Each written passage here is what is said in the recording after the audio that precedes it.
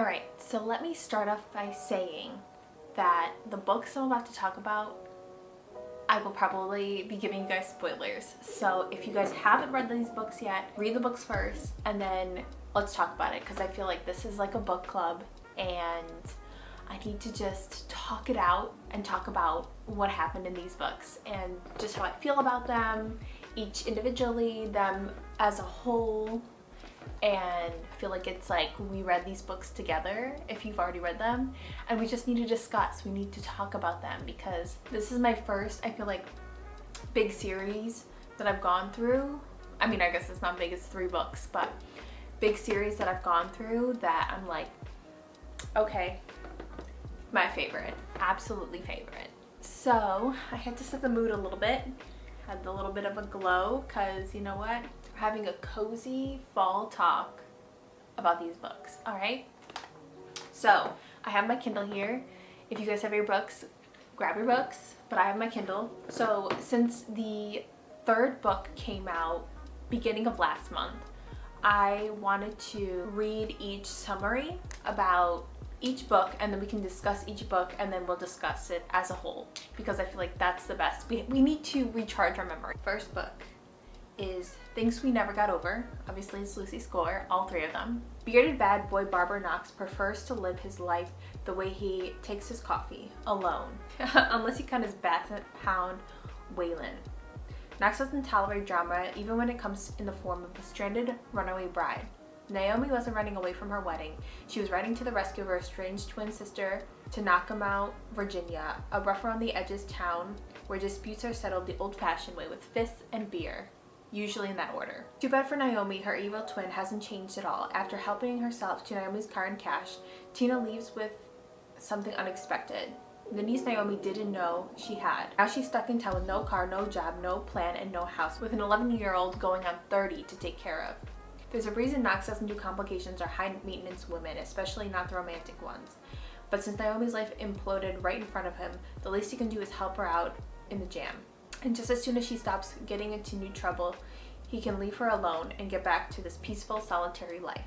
At least that's the plan, until the trouble turns to real danger. This book has 4.2 stars out of 5, and let's talk about this book. I am the type of person that absolutely loves romance. Give me any romance book, I think I'm there. You know what? Take me out of the real world and put me into this fantasy, hopeless romantic life. I'm there. I'm so there. It's bad. It's so bad because I'm such a hopeless romantic, and these books just feed into it. Aside from just being about romance, I really loved the storyline. I loved that this girl was coming into this town and her twin sister was actually like an evil twin sister, or just like stupid twin sister. Evil, I guess.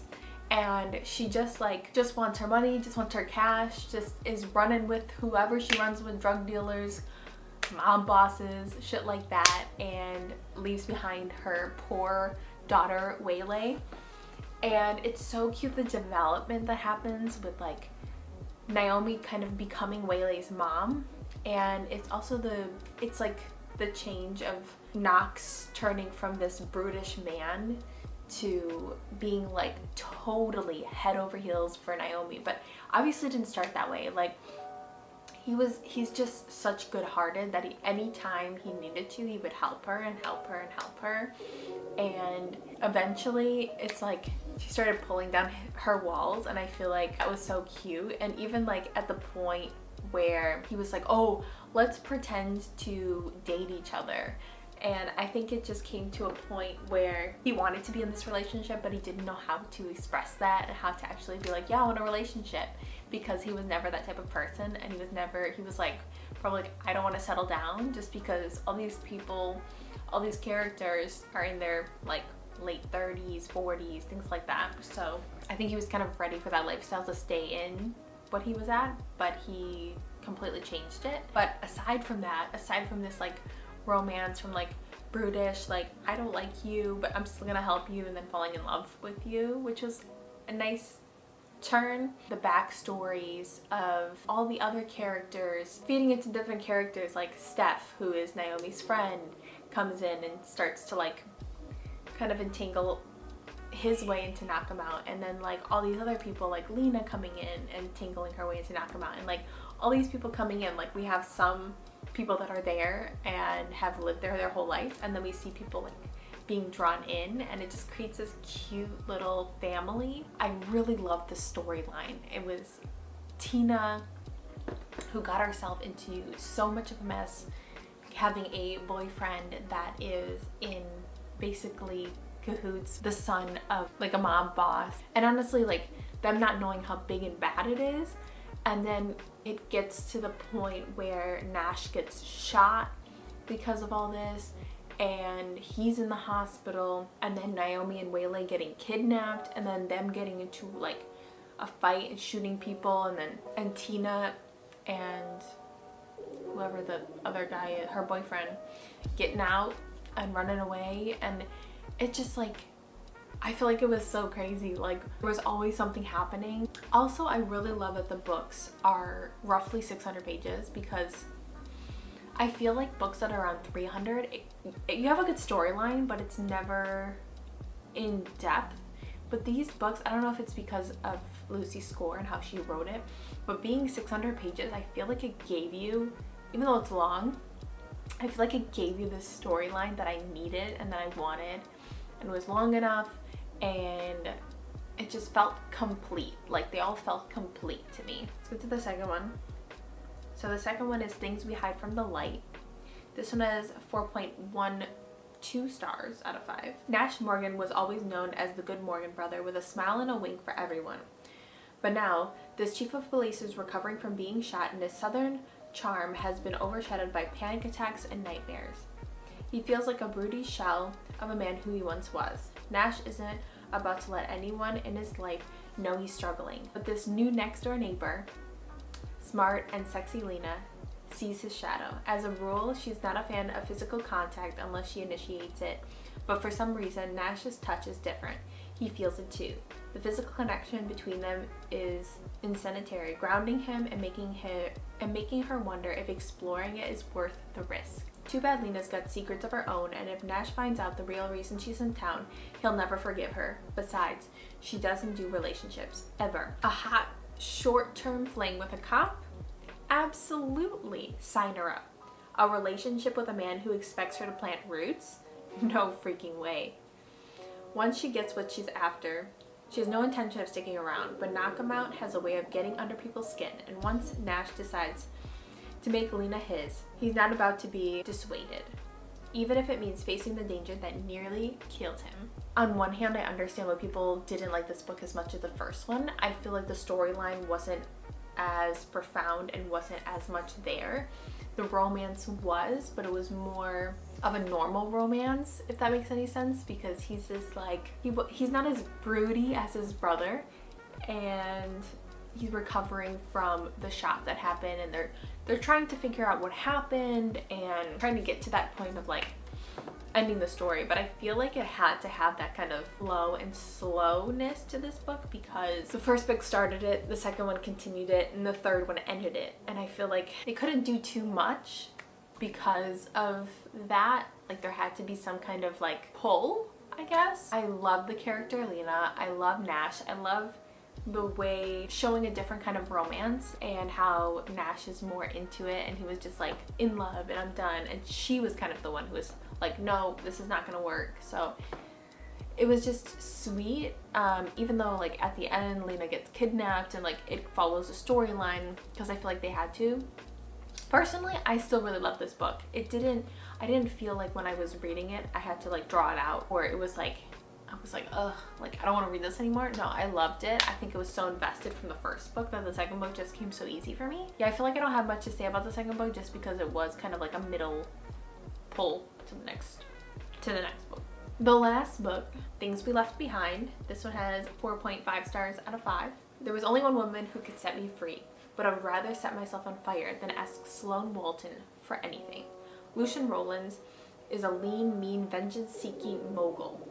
On a quest to erase his father's mark on the family's name, he spends every waking minute pulling strings and building an indestructible empire. The more money and power he amasses, the safer he is from threat, except when it comes to the feisty small-town librarian that keeps him up at night. Sloane Walton is a spitfire determined to carry on her father's quest for justice. She'll do just that as soon as she figures out exactly what the man she hates did to or for her family. Bonded by an old dark secret from the past and the dislike they now share for each other, Sloane trusts Lucian about as far as she can throw his designer-suited body. When bickering accidentally turns to foreplay, these two find themselves not quite regretting their steamy one-night stand.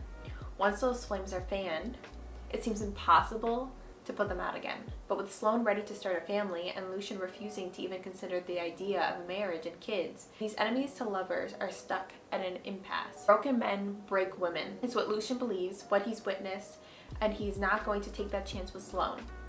He'd rather live a life of solitude than put her in danger. But he learns the hard way that leaving her means leaving her unprotected from other threats. It's the second time he's ruthlessly cut her out of his life.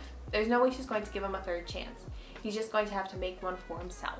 This book might have been the best one, just because there was, not in the beginning, but at the end, there was way more storyline. It all coming together, like they're looking to find Anthony Hugo and catch him and end all of this craziness and figure out who put Nash on the list, why is Nash there, things like that. And then you think you know what's gonna happen, and then Sloane realizes that what is happening is that everybody's in on it, the judge is in on it, Wiley's in on it, and then they show up at the exact same time to freaking shoot her.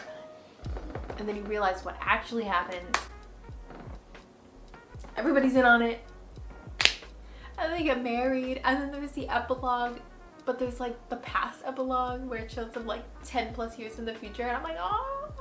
Okay, also the third guy in the story, so it was two brothers, then it's the best friend. You don't find out what actually happens until like why these two characters are always butting heads and hating each other. But then you come to find out is that they lived next door to each other. The father with him was abusive and would always fight and beat both the mom and him. And Sloane was kind of that protector, and he would sneak over to her house whenever he had things going on and after the fights and things like that, and she would take care of him, and it was kind of like their little secret. But then she had called the police when she heard it was really bad, the fighting, and because Wiley, the officer, was really good friends with the dad, they took Lucian away instead of the dad, and he spent a week in prison. And Sloane wanted to fix that because she was like, oh, the police are gonna help, and then she figured out that they weren't going to help. So she tried to fix it by waiting and waiting and waiting until there was a fight, grabbing her camcorder, going out there. This was when they were kids, going out there, video recording them, and got the evidence showing that the father was actually the abusive one. But in the process, the dad came out and broke Sloane's wrist, and because of that, all of that was happening, Lucian never talked to her again. Well, they talked, but it was always, he was so petty. They were both so petty. They were just trying to help each other, and you don't know what we're human, like they didn't know the right things that they were doing, and as grown-ups they still were holding onto this grudge, but they still cared about each other, which is kind of sad, until sexual tension actually happened. And it was at like, I think page like 300 when the sexual tension happened in his office on the desk, but I was like, yes. But then I had to wait another like 100 pages for it to actually happen in the freaking hotel. And then it was just so cute. And I love how just like you find out about Jeremiah with Steph and how they're together, and then they want to move in together, and then it's just such a great, like, it was so good. It was so good. I'm like reliving it right now. I'm like, ugh. So as a whole, I freaking love the storyline. Besides, like, take the romance out, and the storyline was so good. Even the middle book that kind of was a little bit rough with not as much storyline, at least not that I 100% remember, but Naomi coming into this town, trying to help her twin, and literally that's the bottom line. That's all she wanted to do. She's running away from this marriage. And then it takes you into how her twin sister is actually like the evil twin sister and got into the wrong crowd, and then it evolves into like this whole town being involved, and people get shot, and then people get kidnapped, and then they're trying to figure it out, and then they're figuring out eventually that people in the town, in the district, all over are all connected into this. The prisons are connected. Obviously, mob bosses have connections everywhere, so they put their feelers out, they take what they can, and they put it under like false names. And just like this evolution, the start to the end of it was so good, and it just kept me like wanting to know the storyline and what was going to happen. So I absolutely loved that part. Also, I loved that it was the 3 people that were consistent throughout the book that we learned about, and each romance was very different. Knox and Naomi is so like bubbly, flowers everywhere. Knox is broody, hates everything, doesn't want to have to be with anybody, and they get together. Then you have Nash and Lena. Lena's kind of like one night stand, that's it, we're not doing anything else. And Nash is like, oh my god, I love you, I've fallen head over heels, you're the perfect person, you make my dreams come true kind of romance. And then we get to Lucian and Sloane, where they had a history from childhood. They pretend to be enemies, not pretend, but kind of pretend, and then it kind of changes into this enemies to lovers. I loved the different dynamics. I loved that I didn't read the book and went into each romance being exactly the same, that they were all different, and we had to uncover different things about their personalities and who they were to know how these romances were to bloom and blossom, which I thought was very unique, and I think she did a really good job with that. The storyline stayed consistent. The storyline evolved in a way where it swept you through the books and it kept you interested in wanting to know what actually happened to these characters and how they're going to solve it and where they're going to go from there. And it just felt like a movie, like I was watching these long movies. It was so sad to finish the series because you're so invested in this little town, these handful of people, but I also love how it grew. It was like Naomi's parents came in, there was Nash and Knox's dad, as well as their aunt, and Sloane's whole family, Chloe, Maeve, things like that, the mom that came in. Each book brought more characters into the plot line. Towards the end of the book, it was just, what I loved is it felt like it was this kind of big happy family that was coming together. I really love the books as a whole, and I feel like I would 100% read these books over again. I've been really into books lately, especially a storyline like this that like drags me in and wants me to read the next book and next book. I'm really so sad that these books are over because I was transported into the world of Knockemout. I don't want to go back. I don't want to go back to reality. Let me know what you guys thought of these books. Which one was your favorite? What you thought, if you thought the storyline was going to happen how it was, or if there were the twists and turns kind of took you for a loop at sometimes, because it definitely did for me. Also, let me know if there are any books that you'd recommend for me to read, because I'm always looking for new books. You can check out my last video. I talked about the books that are on my TBR list. So if you want to give me some books to add to that, that would be amazing as well. But I hope you guys enjoyed this video. Comment down below, like this video, and subscribe. And I'll see you guys in my next video. Bye.